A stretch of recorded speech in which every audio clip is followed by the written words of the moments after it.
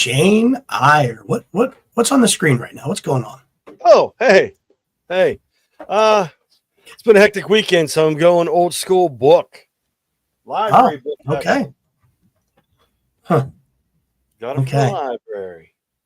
All right. We can't confirm or deny whether it was upside down or right side up, but it is a book. Okay. All right. It is a book. Okay. All right. In fact, I renewed it late, so I actually owe them money. I'm going old school this week. After it's been a hectic weekend. I called it. Yeah. I thought it renewed on Friday. It renewed on Monday. So I said I will pay the fine, but can I renew it? And they're like, yeah. So supporting the library with the library fine. Well, and that's because you were busy with being Papa Susical. Is that right? Yes. Well, I was on Charlie duty. Actually, that was my role. And I ran errands back and forth from home to things were left at home to get to the Susical musical. Elwood City High School had Susical musical weekend. It was great. My wife was president of the parent club, so she was busy doing stuff.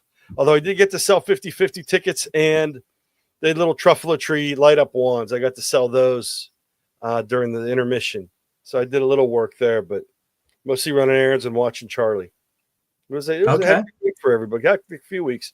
We had the PAECT board meeting this past weekend, so I did that virtually. Yeah, and that is a tough thing to do virtually. It's a long time to sit. Yeah. I was standing. I was here. Yeah. I was here in the podcast cave. There you go. Nice. We're working on my feet, so at least I got to. When I get antsy, I get to fidget. Yeah. That works. I know one of these days I'm going to put the desk up and do the podcast standing. We'll see. But there'll be a lot of rocking. That's the only downside. That's the thing. I lean on this and the camera starts bouncing. I'm like, oops. Stand back, hands go in the pocket. I'm like, oh. Yeah. Well, listen, I've been well, man. Got sick on Friday. It's kind of like that time of year where different things pop up, and woke up. It was like, 3 a.m., 2 a.m. And I was like, oh, a sore throat. And I thought exactly of the student that was struggling with that during the week. I was like, oh, come on. And popping meds. And and then just, it's like such, our two complaints are too much football and too much weather. But hey, we're going there anyway. Yeah. The beautiful weather we had this weekend, I tell you today, on Monday, the kids came back for the beautiful weekend. And I'm like, you guys are acting like you didn't even sleep the whole time, and they were just so groggy and getting things going. And so, I mean, we've had some beautiful weather. How about you? It was a fantastic weekend. I was in shorts the whole time. It was great. Yep. Monday, parking lot bus duty, beautiful weather, light jacket. Good. Today, winter coat. Winter arrived again this morning. And I'm like, oh, man. I refuse to put my hat and gloves on. I just went back inside the building. It gets too cold, and I'm not wearing my hat and gloves because it's going to be 60-some degrees whenever I leave the building. Yeah. So Mother Nature got a good April Fool's joke on us this week. Yeah, how about it, right? Yeah, and it's rolling in. It's coming into this end of the week, and we'll see what the weather. I guess Western PA is going to be getting hit with some stuff, so we'll see how that rolls. And obviously, whatever hits west eventually hits us east. So we'll see. But yeah, always crazy stuff. A lot of rain coming through. Yeah, we'll see. Yeah, we'll see what pans out, right? But it's been great weather for our dog walkers and our listeners who are taking care of the pets in the morning and things of that nature. Yeah. So that's good. Always good to have and always good to hear. And a lot of exciting stuff. So I don't know, man. It's I guess today is April Fool's, and we're kind of the fools on the screen, and we got a little song intro to come up in a little bit to demo that perfectly. But for right now, you're here, I'm here. I think it's time for the PAECT pod. Let's roll it.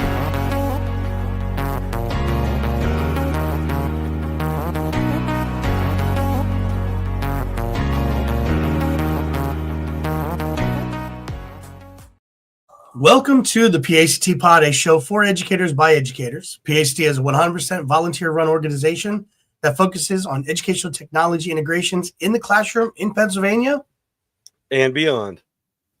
My name is Eric Verno. I am the president of PAECT, and with me as always, Dom Salvucci. I'm the vice president of PAECT. All right, man. So we've got springing into April with these upcoming PAECT events.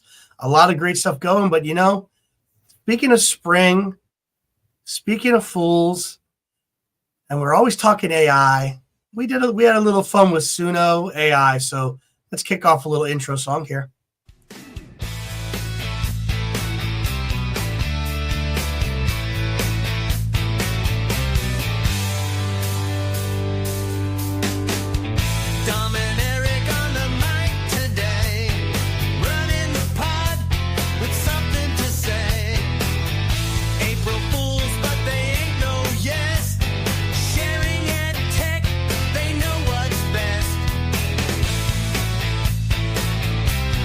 Nice. Although we like the other one better. I don't know how I got this one.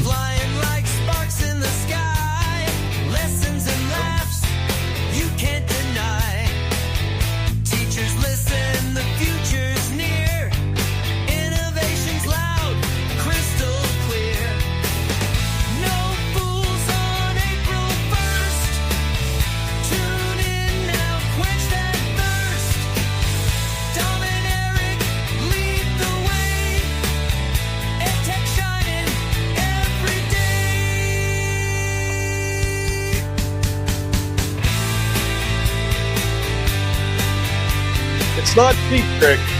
It sounds like a band I used to listen to. I can't think of the name. Yeah. Oh, that's funny. Good stuff. Good stuff. Suno AI, man. You gotta love Suno AI. Oh, I love that.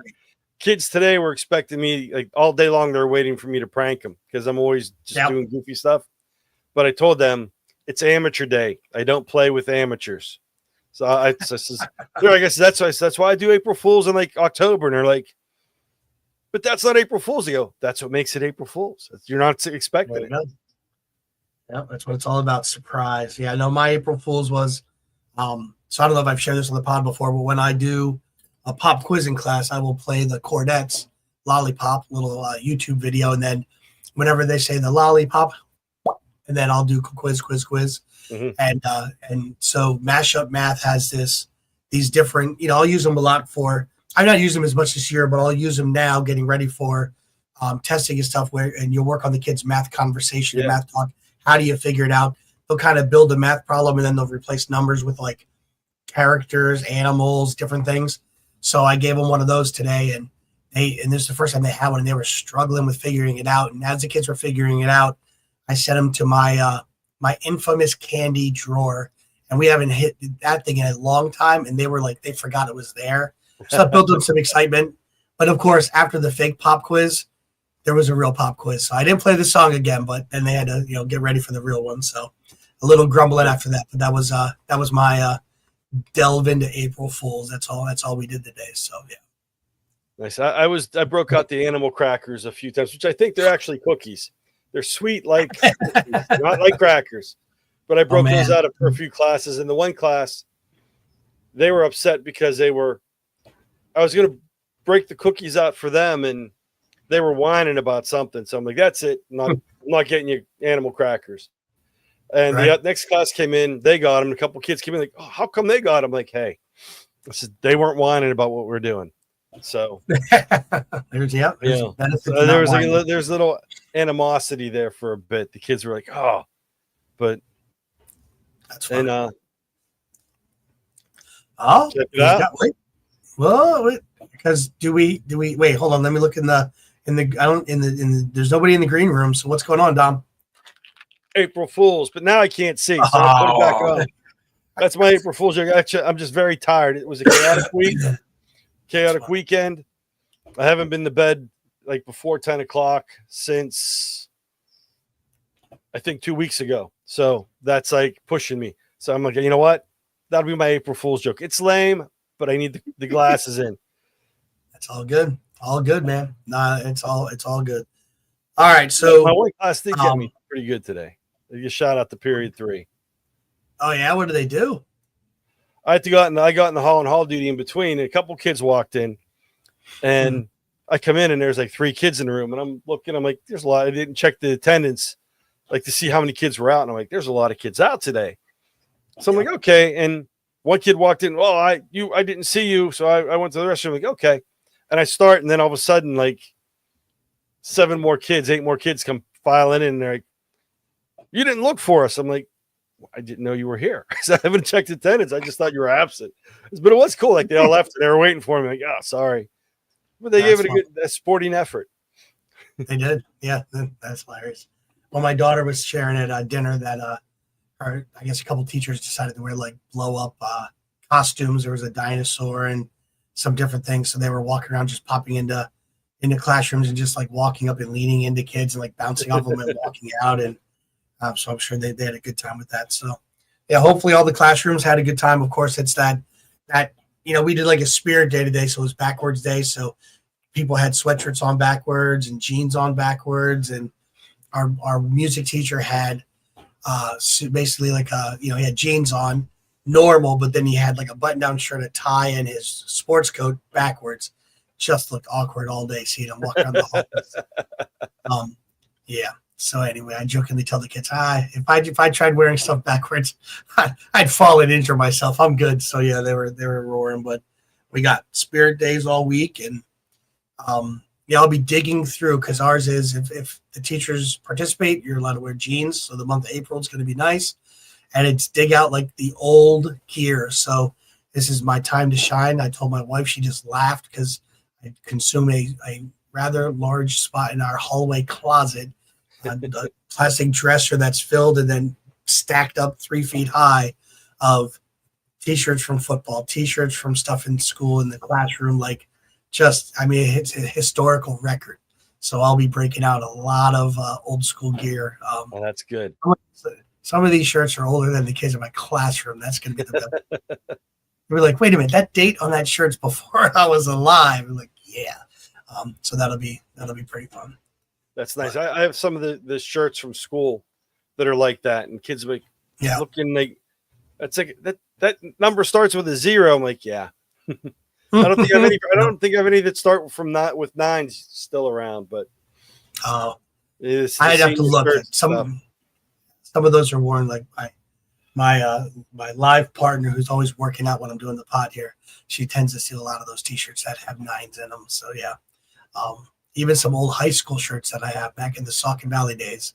She tends to steal those too. Yep. That's funny. All right. Well, listen, we're not going to do too much of a lengthy. There's a lot of stuff going on. A lot of stuff going on at PAECT. We're going to hit a couple things with our picks. So I don't know if we're calling them tech tools or tech tips, but let's go ahead and kick off with let me pull up the transition here. Let's go. We'll do a little techno transition. Dom's going to start us off. Here we go.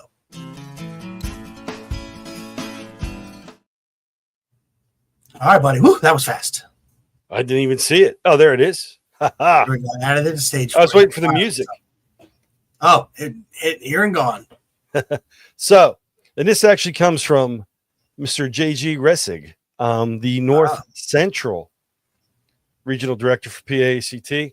I'm doing some work with Finch Robots this weekend in Slippery Rock, and I was not played with Make Code very much. So for practice, and I was looking for some things to work with some of the younger kids, which I haven't done in a while. And he said, check out the Make Code Arcade. So it's arcade.makecode.com, and it's a great little setup. You can go in, create an account. Now, I did one of these yesterday under my school account. I was playing around, but it's basically coding step by step for beginners. It's drag and drop coding, but go in, click on the steps. So this is Mole Hunt. Learn how to use Make Code Arcade. Add a sneaky mole sprite to your project, kind of like a whack-a-mole thing. No real moles are hurt in the making of this game. Just get that out there. So you have the YouTube video. You can watch, move through, and it tells you what to do. So on start, set background image, drag and drop block coding. If you're not sure, you hit click to see how, and it gives you a little video. So for beginners, this is great if you want to do this in your classroom, get kids going. And then there's a bunch of free programs. Like if you wanted to, I know Tinker does it. I've already talked about them. There's other ones that you could do, and you can make your own little game. So to get kids acclimated, especially towards the end of the year, if you want to do some, I call them side quests or extra credit, bring kids in. If they don't have a coding background, start with this drag and drop. They can make their own games, share them with the class, work with each other. And it's super easy to do. So then you go here. The next step, find the block. So you go next. Go to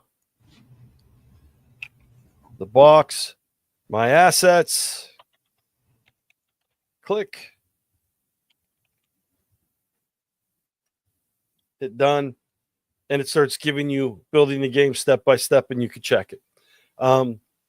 So that's the arcade. You could play with that. And then the other one, the more little high tech, is just make code. And that's what you use. That's what we're going to be using with the Finches this weekend. And Finch has a bunch, all different kinds of programs you can use to work with the Finches. But I'm working with younger kids, so they're using make code because that's where the learning center I'm working with, they use make code a lot for other projects too. So we're just going to use that across the board. And you can make different samples, save them. Great little tools. So make code. Makecode.microsoft.microbit.org is one. So it's makecode.microbit.org or arcade.makecode.com. And we will put these on the Wakelet and get these uploaded. The two drag and drop, great beginning coding for kids that don't code. High school kids, a lot of kids know code, some don't. Great way to start. And then, have them make their own games, go in, have them start making their own games pertaining to your class content. Because let's face it, we have high school level, we have the Keystones coming up. Younger grades have the PSSAs, or as the cool kids call them, the PSAs. And you have field trips, you have stuff going on. Something nice, easy, little break, but keeps the kids' brains going, gets them thinking, gets the thinking process going. Something to do, give them some points, give them some fun time, but it's still educational. So those are the two things. And I want to thank JG for that resource. Nice.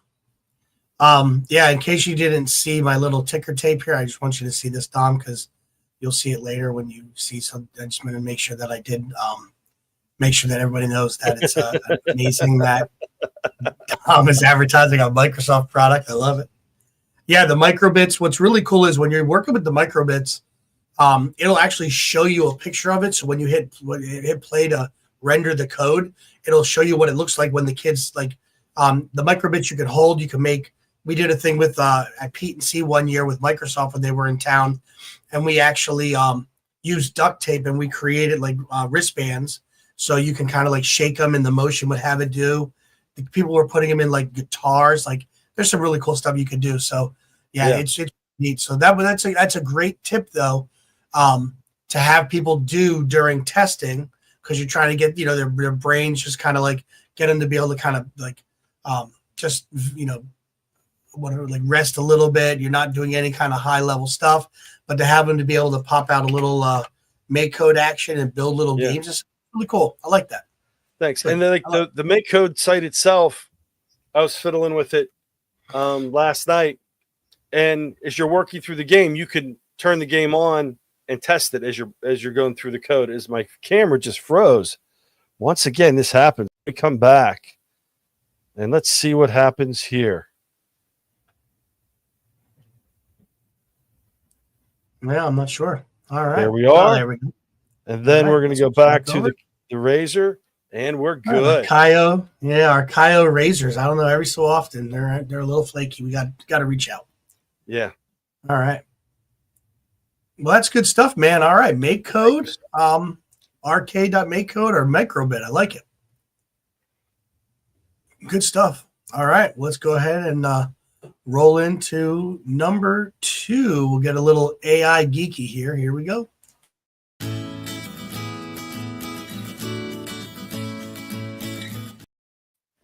All right, so I'm going to add to the stage. I just heard about this, and I'm going to tell you right now, I am not fully, prepared to go through some demo stuff, but it's the aistudio.google.com. It did not work with my school account, worked with my personal account, and also worked with another domain, Google domain account I have. Our school just might have it locked out, so you could check on a school account, but it definitely worked with a regular plain Jane Gmail account. All right. Okay, so let's see here. So what I have here is, okay, so you literally can go and create your prompt, streamline real time, how it was described. And we're going to get our boy Keith McCrae to kind of give us a little demo video. But what I did is I quick hopped on YouTube and I quick did a search. So we're going to watch this video. So I apologize. It's not us talking, but it's a short clip. This guy, AI Andy. I've seen his stuff before. I've not subscribed to his channel, obviously, but just wanted to share this. So we're going to do 2 little segments. So here we go. He's going to break down his demo. How you get access is to go to aistudio.google.com. This is completely free to use, and they have a lot of features that I want to show you. Just click on Go to Google AI Studio. Now that you're on the inside, it might look a little bit complicated, but it's actually a lot easier once I show you exactly what the different features does. I'm going to show you a couple ones here today. The first one that I want to show you that is the most...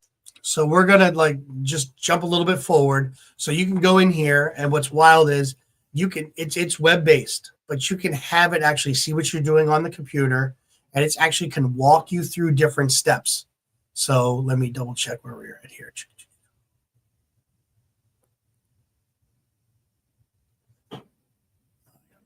It's good to this one.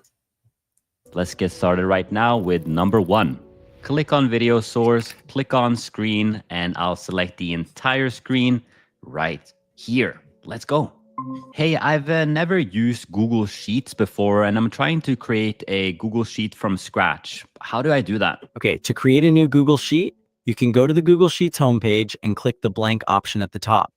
Would you like more guidance on this process? All right, I think I just clicked the correct link. Am I on Google Sheets right now? Yes, you are on Google Sheets right now. You have a new untitled spreadsheet open. Do you want me to help you with anything else? Okay, so I added a few keywords in here, but I want to make it different color formatting where if it's a higher number, it's more green. And if it's a lower number, it's more a light green.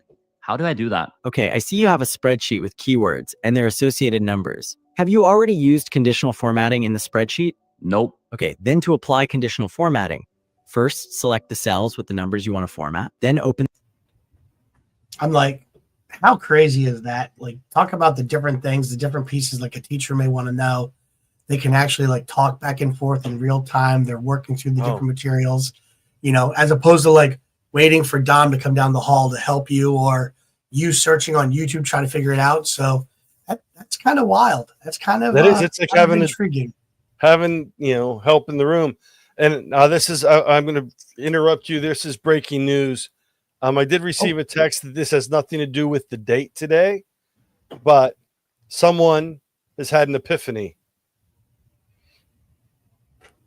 What in the world? No way. Missy, she said she's tired of goofing on us. She does like Taylor Swift, and she wants to go to a concert with us. We'll work on that. Oh my gosh. All right, Missy. Blink once if you're safe. Blink twice if Dom has kidnapped. All right, that's the biggest April Fools of the day. All right. So how it was described is, the AI studio. Oh, here we go. One of my favorite fools. Coming in hot with her reply. There it is. I like it. All right. Dream On, another musical guest. We're going with some Dream On, some little Aerosmith. So the way it was described is the Keith was talking about it. He said he felt like Tony Stark. He's able to talk and interact with his computer, having it do the different scenarios. It's pretty wild. Have you now, not the AI studio, because that's brand new, first thing I ever saw, but But have you messed with any Copilot or Gemini Live, or I know have you done any of that interaction with those, Dom? No, I've stuck mainly with the like with Suno, the creative, the Diffit, Magic School AI, stuff like that. I've been working on that end of it. I would like to start playing with that, because there's some people are very anti-AI, but if you learn how to use it properly and you work with it, it's a useful tool. I've always used it as a grad assistant. That's how I've explained it. And then I worked, and we were talking before the show, I ran a lesson, and there was a little bit of bias. Carl Hooker mentioned at Pete and C how there's a very subtle bias in things. And he talked about a story where he was like, an engineer was marrying a school teacher, and the engineer was a he, school teacher was a she. Unintended bias. Women are engineers, guys are elementary teachers.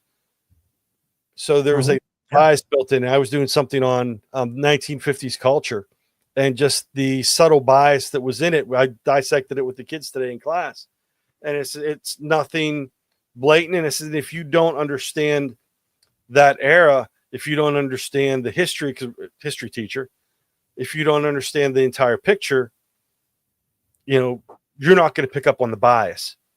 And because I told the kids, my dad grew up in that era, 50s music I was really into growing up until New Wave came along, and that was kind of where I broke off and went my own way. But without knowing that background, even as an educator, if you're relying on AI without interacting and without that other background knowledge, you have an issue. That bias is going to be pushed on. So it's important to learn how to do it, and working with these tools is just another step in the process, and learning how to use them appropriately. And then you can pass the knowledge on to the kids, because they use it. It's just they don't always use it appropriately. So that's what we have to work on. So this is something that I really want to start working with. Yeah. I'll get off my soapbox. No, you're good. I've been tinkering with, I haven't had as much luck with Gemini on my phone, but Copilot I have, and I've been trying to utilize it in conversational style on the drive to work. Like, I actually got some great conversation, was trying to figure out to kind of create a little bit of a breakout kind of activity, an escape room kind of activity with, 6th grade math, PSSA kind of prep kind of stuff, and just kind of talking back and forth. And, you got that getting used to that conversation style. It's very interesting, but it's like, oh, you're thinking of doing, and kind of gave me a rundown. Once I have it like finalized, I'll show it on the pod. But so I've been trying to pull it up. It'll do. What I found is funny is I'm so used to listening to podcasts in like 1.5 times, 1.7, or maybe double time some of them. So I don't really listen to podcasts in like single speed, like what it's intended to be. I can only imagine what we sound like in double and triple. I don't do. There'd be a lot of flailing with our hands, but so when the Copilot AI does like a 5-minute of like highlight things for the day, the speed of talk was bugging me. I haven't figured out if I could change that or not, but I thought that was interesting. But so I've been experimenting with just trying to, like, not every drive, but just to have the conversational piece, share things, put this on my to-do list, here's what as I'm leaving the building. So, kind of interesting. But speaking of podcasts, I did happen upon a good point from Missy. Yes. For those dog walkers, already many jobs that require the use of AI. Hopefully AI literacy is something we can strive towards to prepare our students for the future. Yeah.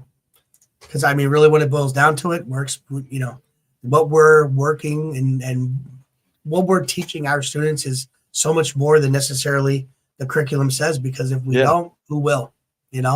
Even though we've learned, this generation is the first generation to learn more things from their peers, there are some things that they still need us for. Yeah.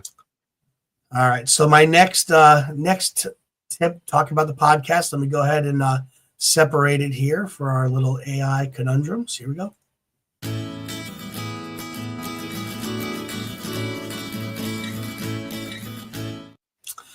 All right. So Ed Tech Bites podcast. So I did happen to have a great conversation with this gentleman. in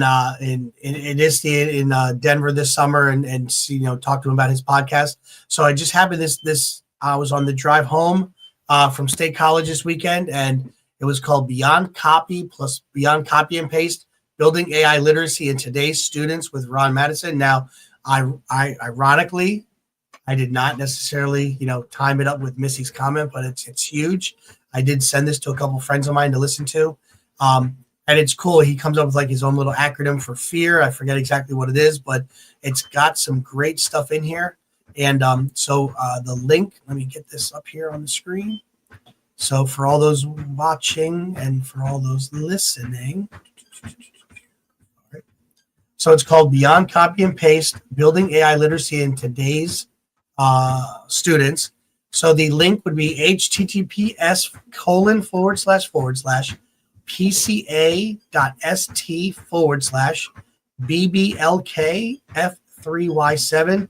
That's just a short link through the podcast player that I use. But if you do a search for Ed Tech Bites podcast, and this one was by Ron Madison, it is definitely a very interesting read where he's talking about, how he's dealing with it, how he's working with the students. He's an instructional technologist and designer in Genesee Intermediate School District, and he explores the landscape of student assignments as AI tools. And what I loved is, and he talked about the number one concerns: cheating. We've always been concerned about kids cheating. Copying stuff. We've always been concerned about kids copying stuff. But showing them how to use it, again, we go back to this, I love this phrase, the thought partner. You're going to use it to help you with a jumping off point, a stepping stone. I wrote this, dump it into AI, clean it up for me. Like, how can you use it to help you? And the more we always know, anytime we try to block kids from doing something, they spend more time trying to figure out how to go around our block, achieve what we're trying to get them to stop doing. So, but it was definitely a great conversation that they were having, and definitely, I have to listen to it again because, again, on the drive home through the hills of State College, not conducive to take notes with, but a lot of cool stuff there. So, but if you get a chance, Ed Tech Bites, every so often there's a really good episode that really something that I really need to hear, but his podcast in general is a pretty good one. Yeah, episode 263. If you're searching through the episodes, think about it. When Yahoo was the big search engine, I had kids that one student copied a page off of Yahoo and pasted it in for their term paper. It still had the Yahoo ad, had some of the red X's for the JavaScript boxes that didn't work on the paper.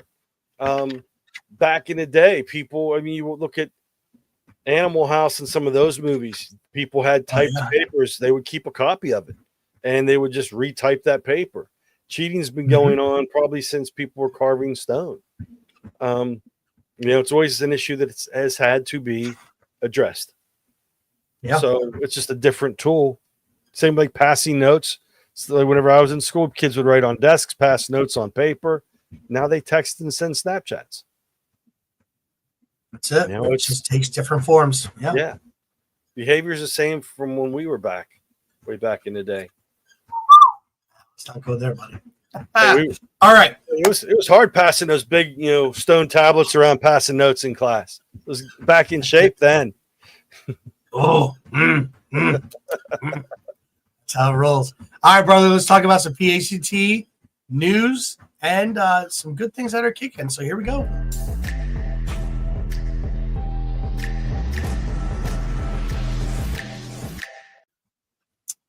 All right. So we've got our PAECT.org/calendar up for the month of April. Obviously, the April Fool's edition of the pod. Next Tuesday, KTI chat. Let's click in. What do we got listed? They don't necessarily. They're going to work on getting the advertising out. We just confirmed and made sure that everything was ready to go. Next week. Yep. April 8th at 7 p.m. And then April 12th, we've got the TERS conference happening at Bloomsburg University. I will be attending. A lot of great stuff ready to happen there. So it's at the hallowed grounds of Bloomsburg University. So up in Bloomsburg, Pennsylvania. So a lot of great stuff, a lot of great presenters. So excited for that.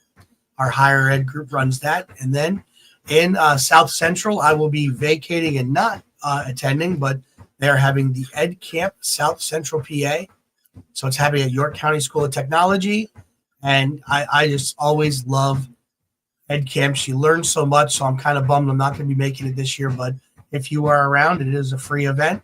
Act 48 hours available. I believe breakfast and possibly a light lunch and some snacks will be occurring. So there we go there. All right. All right. Then we got on the 15th is our pod again, and that's going to be featuring Kelsey Boyles.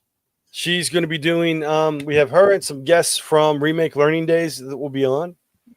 In fact, Kelsey just messaged, they're doing some work with 4-H robotics in CodeJoy.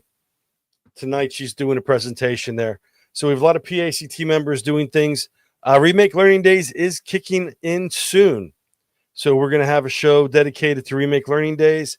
It is international. It started in Western Pennsylvania, grew statewide, and there were a couple out of state and one international or site. And there's, I forget how many, over 1,000 events, 1,000 sites, all kinds of stuff going on throughout Pennsylvania and several other states and a couple international sites. So we'll be talking about Remake Learning Days, which start soon. some stuff there. Yep. And then we got Northwest PAECT Extra Miles Awards. So that's happening. The Northwest at Fat Chad's in Titusville, Pennsylvania. And then they have their this year's Extra Mile Award recipients. Always a great time, a long-standing tradition in PAECT. And then we have, let's see, go to the 25th, we have Southeast Science After Hours. So that's the Franklin Institute, Booms and Blooms, April 25th. All right, so registration is over, but if you have not registered and interested, try reaching out. Maybe there's a chance to get you in. Premium members, $35. Free members, $40. All right, and that is the month of April in PAECT. All right, man. So a lot of good stuff, a lot of great things happening, and of course we hit that end of the month. A lot of different state testing kind of rolling out. So, like I said, that a great thing with Make Code Arcade. We even break out some Minecraft in our school, having the kids do some building, doing some collaborative work. So they're still, doing some work with area perimeter, but not necessarily too heavy laden kind of a deal. So, yeah, a lot of good stuff. Yeah, and it's I tell the kids because we just started the 4th 9 weeks this week. We are almost done, which is hard. It's hard to imagine, but I always tell the students this last 9 weeks between the field trips and I don't know how many school related field trip forms I had to sign in the last 2 days. The testing, we have an assembly coming up. We have a couple school-wide assemblies coming up that are educational. We have some community service speakers coming in to speak to the kids. So it gets chaotic. And once we get past the testing, I end up doing more day-to-day assignments. That way if students are out for things, they're not trying to make up all kinds of work at the end of the year when things are, super chaotic. Right. Good stuff. All right, man. Guys, we're getting ready to close out. We do got some other music that rolled in, but so let's go ahead and let's crank this song first. A little bit harder, a little different 70s rock.